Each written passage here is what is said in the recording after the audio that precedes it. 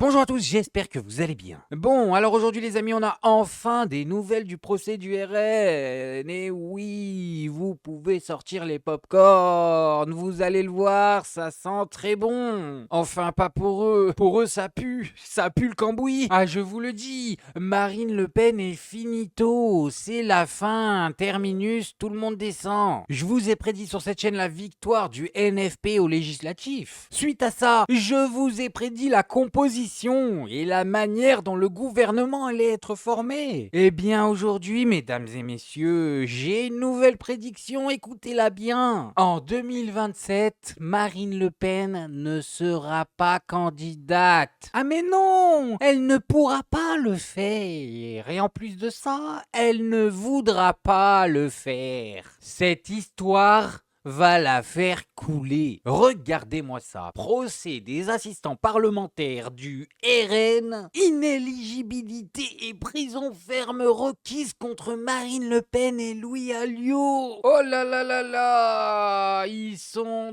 dedans. Au terme des 12 heures de plaidoirie, le parquet a requis des peines d'inéligibilité pour l'ensemble des prévenus au procès des assistants parlementaires du RN. Voilà, tous inéligibles.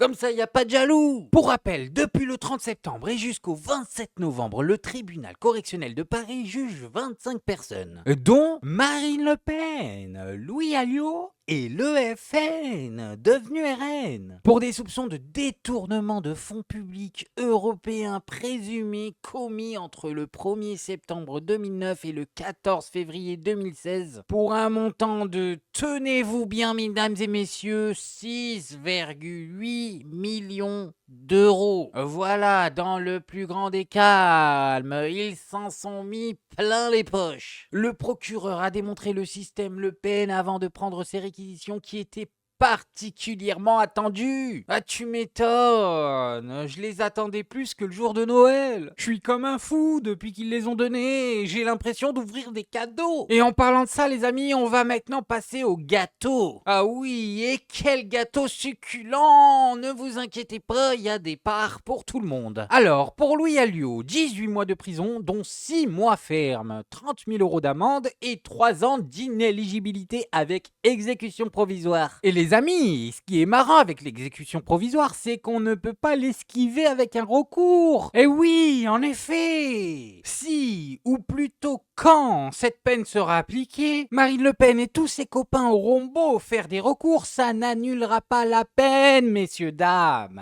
Ils n'auront pas le choix d'attendre la fin du recours. Et cette fin n'arrivera jamais avant 2027. C'est pour ça que je vous le dis, Marine Le Pen ne pourra pas se présenter en 2027. Et en parlant du loup, tiens, voilà sa part de gâteau. Pour Marine Le Pen, 5 ans de prison, dont 3 avec sursis, peine qui reste aménageable. Bon, on a bien compris, elle va finir avec un brassard, mais ce n'est pas ça le sujet. 300 000 euros d'amende et surtout 5 ans d'inéligibilité avec exécution provisoire. Elle est foutue, elle est foutue. Bruno Gollnisch, 3 ans de prison, 2 ans de sursis, 200 000 euros d'amende, 5 ans d'inéligibilité. Nicolas Bay, 18 mois, 12 de sursis, 30 000 euros d'amende, 3 ans d'inéligibilité. Fernand Le Rachinel, 2 ans de prison, 1 an avec sursis, 100 000 euros d'amende, 5 ans d'inéligibilité. Marie-Christine Arnautu, 18 mois de prison, 1 an de sursis, 50 000 euros d'amende.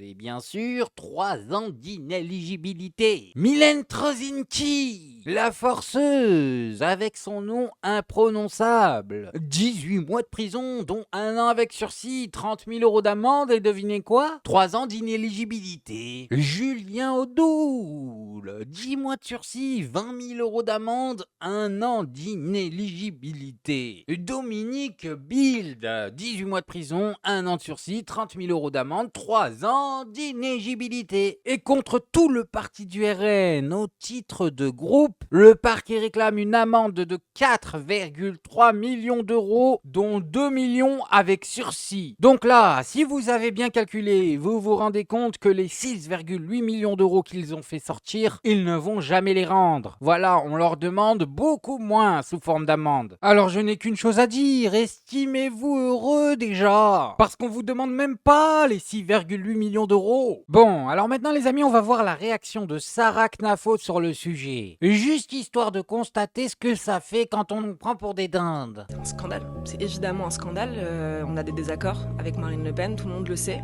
Mais c'est pas à un juge de trancher nos désaccords, c'est au peuple de le faire.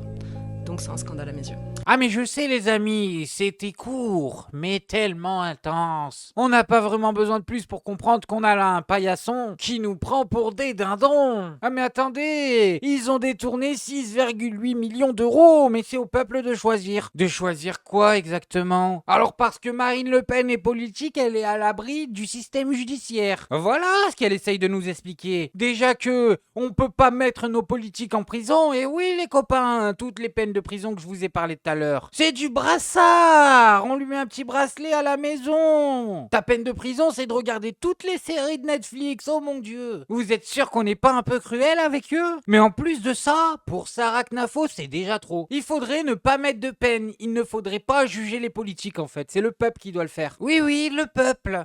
Celui qu'on n'écoute même pas quand il va voter. Et soi-disant, on va l'écouter pour juger. Bah, qu'est-ce qu'elle me raconte, elle? Non, elle est fatiguée, les copains. Et en plus, c'est pas la maîtresse de Zemmour pour rien. Parce qu'elle parle, elle fait beaucoup de bruit. Mais à la fin, tout ça, ça fait 4%, 5%, allez, 6% quand c'est en forme. Bon, alors maintenant, on va aller guetter les réactions du côté de CNews. Qu'est-ce que vous en pensez, les amis? Ils sont en train de rager? Ils ont déjà retourné leur veste? Ah, c'est le mystère. Jean-Claude Dacier. Halte au feu.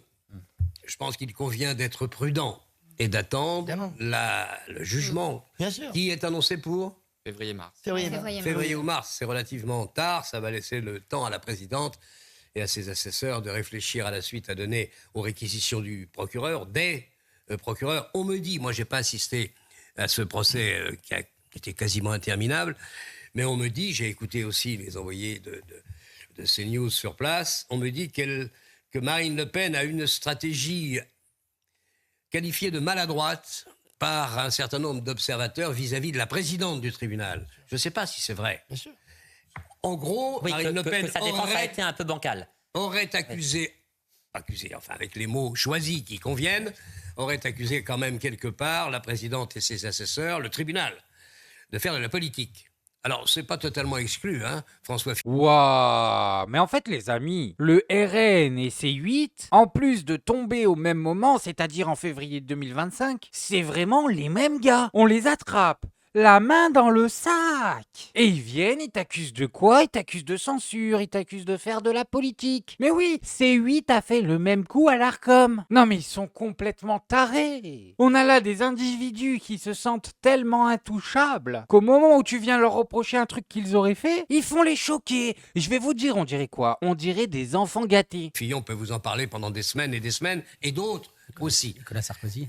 Et Nicolas Sarkozy, merci, que j'avais, et je ne sais pas très bien pourquoi, oublié.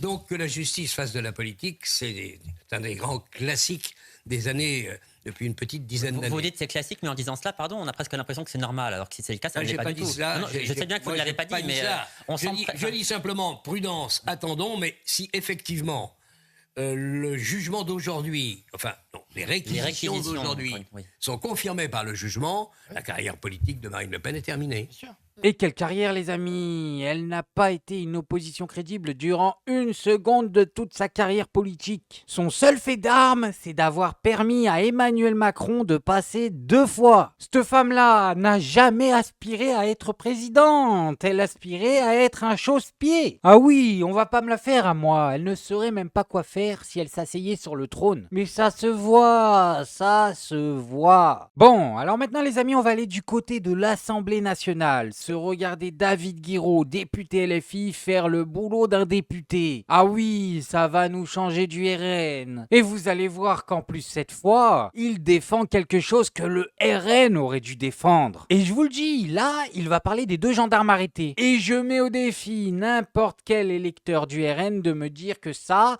ce n'est pas un sujet dont le RN aurait dû parler. Mais non, pendant que les vrais députés font leur boulot, les députés du RN, eux, ont les chocottes de se faire attraper. Bon, on va écouter David Guiraud, ça va remonter le niveau. D'ailleurs, entre le soutien inconditionnel aux forces de l'ordre et le soutien inconditionnel à l'État israélien, vous avez visiblement fait votre choix. Vous, d'habitude si rapide à communiquer, vous étiez bien discret lorsque nos gendarmes français, pourtant sous statut diplomatique, ont été interpellés par des policiers israéliens dans le domaine de l'Eléona, en Palestine occupée. Vous vous prétendez patriote, mais vous laissez Israël piétiner la souveraineté française, car c'est toute la France qui est humiliée quand un de nos gendarmes est mis face contre terre par une police étrangère. Vous qui vantez d'ailleurs la défense des chrétiens d'Orient, vous validez par votre silence qu'un lieu de pèlerinage chrétien soit bafoué. Et pendant ce temps-là, que de bruit et d'énergie de votre part pour une simple banderole au Parc des Princes. Don Quichotte sans combattre les moulins, Retailleau s'en prend à des tifos en disant hypocritement « pas de politique dans le sport ». Mais c'est pas que vous ne voulez pas de politique dans le sport, non. Vous ne voulez juste pas de la Palestine. Car quand c'est la Palestine, vous dénoncez ce que vous présentez comme un message de haine, mais vous étiez bien content quand le Vélodrome ou le Stade Bollaert étaient aux couleurs de l'Ukraine. Pour empêcher toute opposition au génocide à Gaza de s'exprimer, vous criminalisez abusivement à tel point que le Comité des droits de l'homme de l'ONU a dénoncé votre instrumentalisation de la lutte, pourtant légitime, contre l'apologie du terrorisme. Vous épuisez l'appareil policier et judiciaire contre des gens seulement coupables d'apologie du droit international. Et si vous n'avez pas la même fermeté envers les organisateurs du gala Israel is Forever, dont les responsables appellent pourtant à l'éradication de Gaza, à l'extermination de sa population et à la colonisation, c'est précisément parce que vous les soutenez et que par conséquent, vous n'êtes pas seulement passif, vous êtes complice du génocide en cours.